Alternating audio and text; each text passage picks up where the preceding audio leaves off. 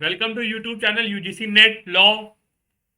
हमारी जो हमारी लास्ट 5 ईयर पीवाईक्यू जो सीरीज चल रही थी, आज उसकी 21st क्लास आप सभी के साथ है। इसमें मैं कॉन्स्टिट्यूशनल लॉ के क्वेश्चन करूंगा और लास्ट के वीक में जो आप लोगों का 2025 का लेटेस्ट पेपर है वो मैं आपको एनालाइज कराऊंगा, या हो सकता है नेक्स्ट वीक से उसको भी एनालाइज कराऊं, ताकि आप लोग अगले कौन इस वीक हम लोग ये जो सीरीज है उसको खत्म कर लेंगे और next week that is 21st से वो भी हम लोग पेपर सॉल्व करेंगे आपके, ताकि आपको, और ऐसे ही नहीं सॉल्व करूंगा, वो 10 क्वेश्चन लगभग 30 मिनट में सॉल्व करूंगा, लेकिन उससे ये होगा कि अगर उससे रिलेटेड क्वेश्चन आएंगे एग्जाम में तो डेफिनेटली वहां से फंसेंगे। इस अप्रोच के साथ उसमें कराएंगे ताकि एक बहुत आपकी अच्छी तैयारी हो जाए। ठीक है, तो जल्दी से चैनल को सब्सक्राइब कर लीजिए यूजीसी नेट लॉ, ताकि सारी वीडियोस के अपडेट आप सभी को मिलते रहे, और जो यूजीसी नेट की तैयारी आप सभी को सपना है या यूजीसी नेट आप सभी को क्रैक करना है वो आप सभी के लिए क्लियर हो सके।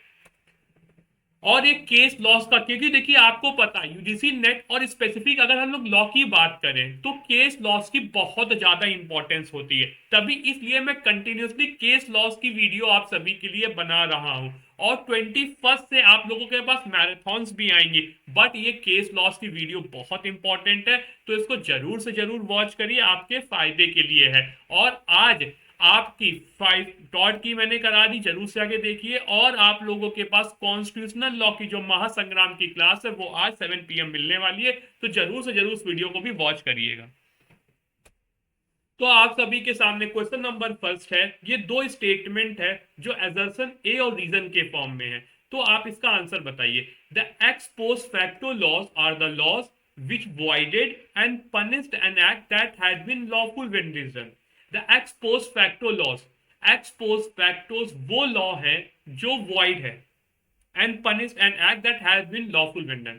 the ex post facto laws वो laws होते हैं जो कि void हो जाते हैं, punished हो जाते हैं, that had been law when the lawful act in been done, जब कोई एक्ट lawful हो जाता है। ठीक है, अगली रीजन इसका क्या है, इंपोजिंग और increasing a penalty with retrospective effect, मतलब आप पेनल्टी को बढ़ा रहे कैसे, रेट्रोस्पेक्टिव इफेक्ट से। सो ये वॉयलेशन है टैक्सिंग स्टैट्यू का, डज नॉट इन्फ्रिज, तो ये एक तरह से जो वॉयलेशन है वो इन्फ्रिज नहीं करता है आर्टिकल 20 क्लॉज 1 को। तो अब इसका आंसर, मुझे सही आंसर बताइए, what is the true right answer.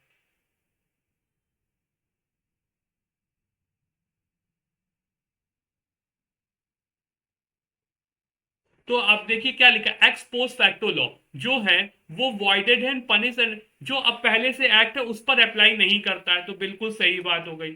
अब इंक्रीजिंग और imposing a penalty retrospective effect, अगर रेट्रो बैक डेट से आप आज, मतलब मान लो सजा, चोरी करने की सजा 3 साल है, लेजिस्लेचर आती है कि अब से 5 साल होगी, तो 5 साल आगे आने वाले समय के लिए होगी बैक डेट। अगर बैक डेट से करेंगे तो वो आर्टिकल 20 क्लॉज 1 का वॉयलेशन है डायरेक्ट डायरेक्ट, क्योंकि वहां पे ये बात लिखी है आप जो पनिशमेंट उस समय प्रेस्क्राइब है उससे एक्स्ट्रा पनिशमेंट नहीं दे सकते, इसलिए R A is true and R is false. ठीक, so ex post facto law वो लॉ है that have already been done, जो ऑलरेडी किए जा चुके हैं, even though it is not illegal at the time although 21 constitution. ठीक है, अगला बताइए।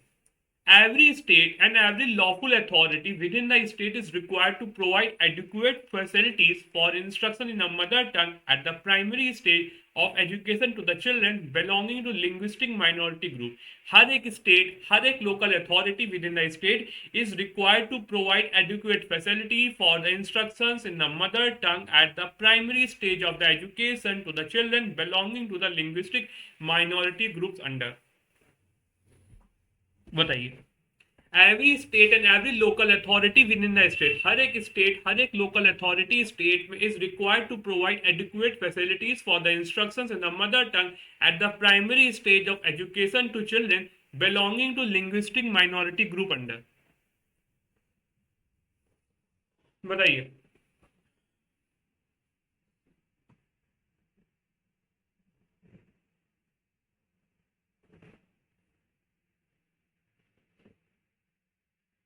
जो आर्टिकल क्या बात करता है, कौन सा article, every state and every local authority within the state is required to provide educate facilities for instruction in the mother tongue at the primary stage of education to children belonging to linguistic minority group. ये किस article में कहा गया? 350 में कहा गया है, 350 ए में कहा गया कि 350 बी में कि 351 में? ये बात किस आर्टिकल में कही गई, बताइए।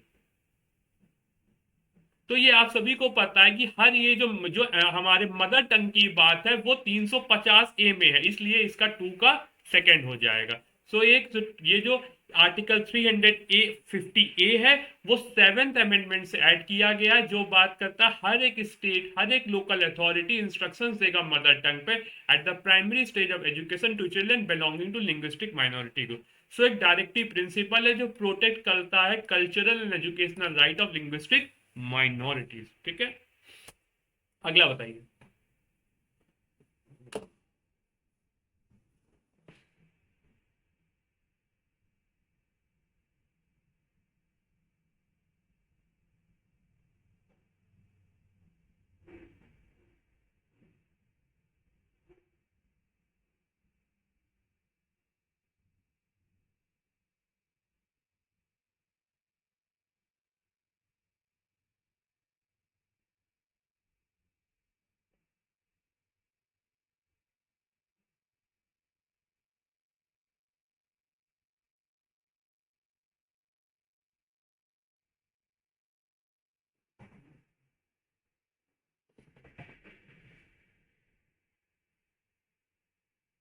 बताइए ये कौन से आपकी कौन सी किसके बारे में बात करता है? Doctrine of pith and substance. देखिए pith and substance, incidental encroachment, favourability, colourable legislation. अब what can not be done directly can not be done indirectly, ये तो डी का फर्स्ट हो जाएगा। ठीक है, part of statute which is bad can not be severe from the rest, जो part of statute जो बैड है उसको सही से आप अलग नहीं कर सकते, तो सी का second. Law that is not valid even through enrich incidentally, ये अभी रुकते हैं। ट्रू नेचर एंड कैरेक्टर, तो ये पिथ एंड सब्सटेंस, तो ए का फोर्थ, बी का, सी का कहा गया, सी का सी का सेकेंड एंड डी का फर्स्ट, तो ये आपका हो जाएगा फोर्थ ऑप्शन। ठीक है, तो pith and substance true nature की बात करता है, इंसिडेंटल एनरोचमेंट ये आप अब याद रखिए, अगली बार अगर इस टाइप की कोई डॉक्ट्रिन आ जाए तो आप लोग आंसर बता सको। तो इंसिडेंटल एनरोचमेंट का मतलब no in law not valid, not invalid, मतलब वो लॉ इज वैलिड है, law is valid even if it incidentally touches another list under the constitutional scheme। ठीक है, अगला बताइए। वो पिथ एंड पर्पस, पिथ का मतलब क्या है, पर्पस है, आप एक्चुअल सब्सटेंस देंगे। Incidental ignore, slide overlap does not invalidate law, favourability separate, colourable ये डोंट अलाउ ट्रिक और लीगल डिस्गाइज। ठीक है, अगला बताइए fourth, which of the following statement are correct?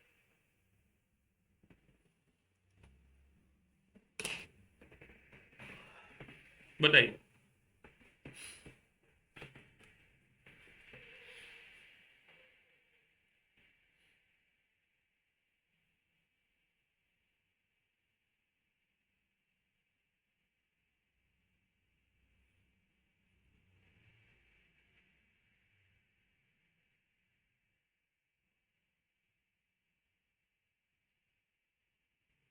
बताइए which of the following statements are correct? The preamble contain in nutshell ideas and experience of the constitution, बिल्कुल सही। जो preamble है नट सेल में देखिए तो कॉन्स्टिट्यूशन की एक्चुअल इंस्पिरेशन ही है। ठीक है, a the preamble is the key to open the mind of the constitutional maker, ये भी सही है। Preamble of the constitution of the India solemnly resolve to secure it is to citizen justice, नहीं, the preamble of the solemnly resolve to secure India, India को secure, तो इसलिए ये नहीं होगा। प्रियम्बल इज नॉट गलत, प्रियम्बल पार्ट में माना जाता है, इसलिए ये तो A and B is the right answer. ठीक है, तो ये भी करेक्ट है, देख सकते हैं preamble is rightly called the soul of the constitution, क्योंकि ये रिफ्लेक्ट करता ideal goal and aspiration of the constitution. और जो अगला है वो भी 1973 में, क्योंकि preamble is a mind of the framer, बिल्कुल सही बात कही गई। तो preamble secure citizen justice liberty equality fraternity, ये केवल वर्ड नहीं है। ठीक है, अभी बताइए क्वेश्चन नंबर फिफ्थ, बताइए।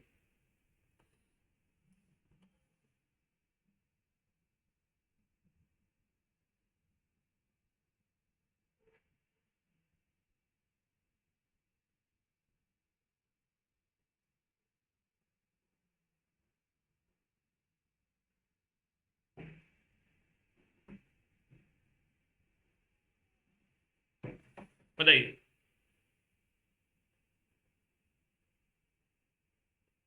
See, तो all law is in force in the territory of India immediately before the commencement of the constitution will be void to the, जैसे ही, क्या लिखा है, all laws in force in territory of India, जितने भी India की territory में law चल रहे हैं, बिफोर एक्ट, संविधान आने से पहले, लिखा है ना before commencement of will be void to the extent, तो संविधान आने से पहले ही वॉइड हो जाएंगे, तो यानी आफ्टर, जैसे ही संविधान आ जाएगा, अगर वो फंडामेंटल राइट के अगेंस्ट है तो उसे करेंगे, इसलिए ये नहीं होगा। लॉज इन फोर्स का मतलब है सारे लॉ पास और मेड बाय द लेजिस्लेचर और other competent authority in territory of India before the commencement of the con, not previously repeat, नहीं, हाँ ये होगा। लॉ इन फोर्स का मतलब वो लॉज जो लेजिस्लेचर के द्वारा पास किए जा रहे हैं या किसी कंपिटेंट अथॉरिटी के द्वारा before the commencement of the, संविधान आने से पहले कोई पास है और आज तक उसे रिपील नहीं किया, मतलब कोई भी ऐसा लॉ जो इंडिया में कभी ना कभी पास हुआ है और आज तक अगर रिपील नहीं हुआ है तो वो लॉ इन फोर्स ही माना जाएगा। The state shall not make any law which take or abridge the right conferred by the bar and any law controversial shall be void। कोई भी स्टेट कोई भी ऐसा लॉ नहीं बनाएगा, स्टेट विच टेक, जो ले जाए या अब्रिज करे पार्ट थर्ड के राइट को, और any law made in contravention shall be void. ये एक minute, shall not make any law, एक मिनट रुकिए।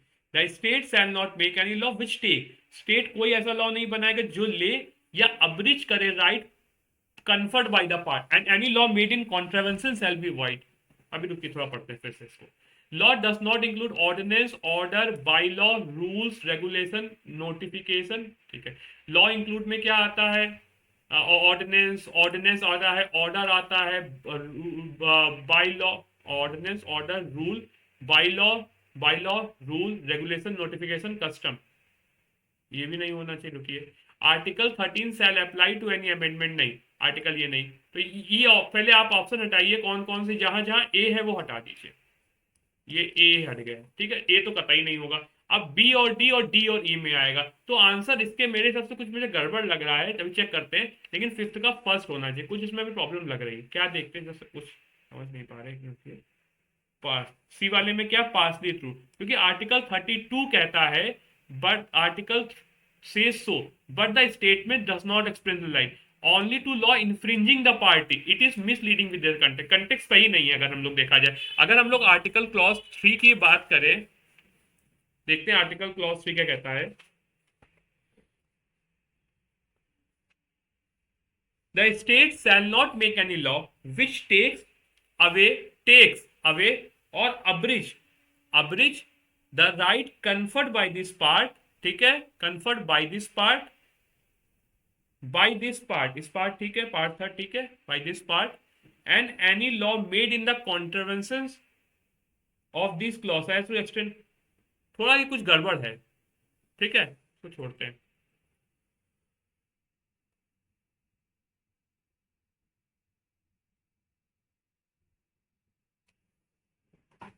थोड़ा सा गड़बड़ लग रहा है, इसको देख के अगली क्लास में, इसको मैं आपको अगली क्लास में बताऊंगा, थोड़ा सा मुझे इसमें प्रॉब्लम लग रही है, I will check then I will let you know, ठीक है।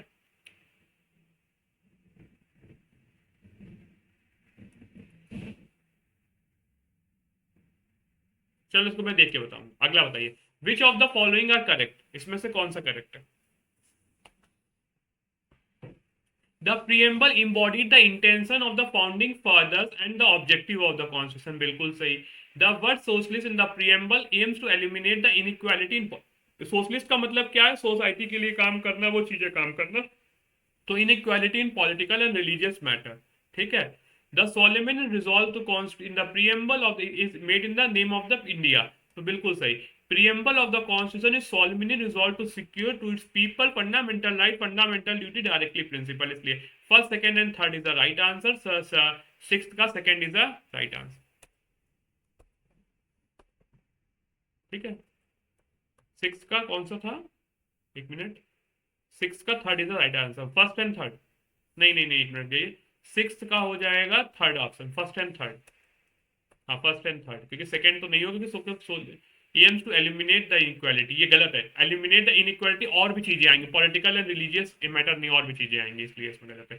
क्योंकि सोशलिस्ट का मतलब refers to economic and social equality, कोई पॉलिटिकल और रिलीजियस इक्वालिटी नहीं है। सोशलिस्ट का मतलब क्या होता है, इकोनॉमिक की बात करना, सोसाइटी की बात करना, पॉलिटिकल और रिलीजियस नहीं, इसलिए ये ऑप्शन नहीं होगा। इसलिए first and third is the right answer. अगला बताइए।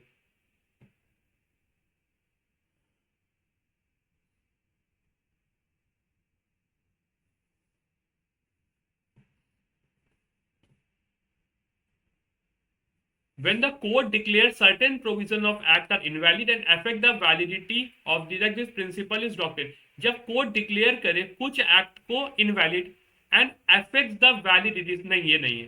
व्हेन द कोर्ट डिक्लेयर करता है कुछ एक्ट को इनवैलिड, कुछ एक्ट को इनवैलिड कर दिया, and affect the validity of the act, नहीं। सेवरेबिलिटी में क्या होता है, जो चीजें उसको, अगर कोई चीज पूरा एक्ट गलत, उसमें कुछ पूरा एक्ट सही है, उसमें कुछ चीज गलत है, तो गलत पार्ट को हटा दो और चलता रहेगा, तो वो होता है सेवरेबिलिटी, इसलिए ये नहीं। It is a prospective character of article give right to, ये प्रोस्पेक्टिव कैरेक्टर है आर्टिकल 13 क्लॉज 1 का, जो डॉक्ट्रिन ऑफ एक्लिप्स को देता है। बिल्कुल सही बात, बिल्कुल सही बात। अगर कोई लॉ ऐसा है वो अनकॉन्स्टिट्यूशनल है तो उसे आप वॉइड डिक्लेयर कर सकते हो, लेकिन तब भी वो एक्ट में रहेगा, तो वो डॉक्ट्रिन ऑफ एक्लिप्स होता है। क्यों, अब मान लीजिए बाद में वो एक्ट सही हो जाए, वो फंडामेंटल राइट का वायलेशन ना हो जाए, तो इसलिए वो फोर्स आ जाएगा। The American doctrine of waiver of the fundamental right is a part of the Indian constitution. American doctrine है waiver of the fundamental right, एक पार्ट है इंडियन कॉन्स्टिट्यूशन का, नहीं। ठीक है, doctrine of prospective overruling was not applied, गलत। सो जो डॉक्ट्रिन ऑफ प्रोस्पेक्टिव ओवररूलिंग है वो IC Golaknath versus state of Punjab 1967 supreme court में दिया गया था। इसलिए इसका आंसर बेटा 7 का थर्ड हो जाएगा, that is only second is correct. ठीक, देख सकते हैं सारी चीजें आप। Which of the following is not included in the definition of a law under the Article 13 of the Constitution of India? कौन सी चीजें लॉ की डेफिनेशन में नहीं आएंगी जो हमारे इसमें दिया है? Legislation, custom, usages having no force of law और ऑर्डिनेंसेस। तो इसका आंसर तो आप सही बता दोगे, law, legislation, by law, rules, regulation, तो लेजिस्लेशन आ जाएगा, कस्टम आ जाएगा, usages having force of law, तो having no force of law नहीं आएगा, 1 2 एंड 3, तो आपका आंसर हो जाएगा 3, 8 का 3। ठीक है, तो कस्टम, यूजेज, ये सब। विच of the following article of the constitution uses the term marital law? जो कौन सा आर्टिकल ऑफ द हम है, जो आर्टिकल है जो मैरिटल लॉ शब्द का यूज करता है? विच of the following article to the constitution of India uses the term marital law? बताइए। देखिए इन दोनों में से सब कोई होना चाहिए, 34 34 33 होगा आई गेस। हाँ 34, ठीक है, 30 33, एक मिनट, 34 34 होगा, ठीक है, 34 होगा इसमें, ठीक है। तो ये आर्टिकल 34 अलाउ करता है पार्लियामेंट को टू इंडेमनीफाई करने के लिए for act and during the marital of the loss, ठीक है, और नहीं होंगे। Under article 163 of the constitution of India says that there can be a non-council of minister with the chief minister to aid and advise the government except where it is required by the constitution to act in his discretion। Article 163 जो constitution of India कहता है, there shall be a council of minister, एक council of minister होगा, इसमें chief minister aid करेंगे and advice करेंगे government को, except where is required by the constitution to act in his description. Under बहुत circumstances government अपने description का use कर सकता है। कब अपने गवर्नमेंट डिस्क्रिप्शन का यूज कर सकता है? बात कि चीफ मिनिस्टर के, वैसे चीफ मिनिस्टर के अपॉइंटमेंट में बना कि जिसके पास ज्यादा सीट्स होंगी वो आएंगे, तो जनरली नहीं, लेकिन बुक्स में लिखा है तो कह सकता है कि वो बुला सकता है कि आप आगे सरकार बनाइए। डिसमिसल ऑफ मिनिस्ट्री और डिसोल्यूशन ऑफ असेंबली में यूज कर सकता है, बिल्कुल सही। Submitting report to the president for the, जब उसको लगता है कि 376 का इमरजेंसी लगानी है, तब वो जाके प्रेसिडेंट को भेज सकता है। तो ये अपॉइंटमेंट जजेस हाई कोर्ट नहीं, कोलिजियम सिस्टम से अपॉइंटमेंट होता है। तो A B C is the right answer, 10th का first is the right answer. तो इस तरीके से है 10th का फर्स्ट, ठीक है, ये आप लोग देख लीजिएगा। तो इसी के साथ हमारी ये भी क्लास खत्म होती। कल फिर आपके साथ कॉन्स्टिट्यूशन लॉ के ऐसे ही मोस्ट इंपॉर्टेंट क्वेश्चन लाते रहेंगे, ताकि आप लोगों को ऐसे ही क्वेश्चन की प्रैक्टिस, और वो भी पीवाईक्यू की प्रैक्टिस होती रहे, ताकि एग्जामिनेशन में बहुत फायदा मिल सके। तो वीडियो को टाइमली वॉच करते रहिएगा और चैनल को सब्सक्राइब कर लीजिए, और मिलते हैं नेक्स्ट वीडियो में। और केस लॉस की वीडियो हमारी JRF अड्डा पर रोज चल रही है, तो डेफिनेटली आप लोग जरूर से जरूर वॉच करिएगा। मिलते हैं नेक्स्ट वीडियो में।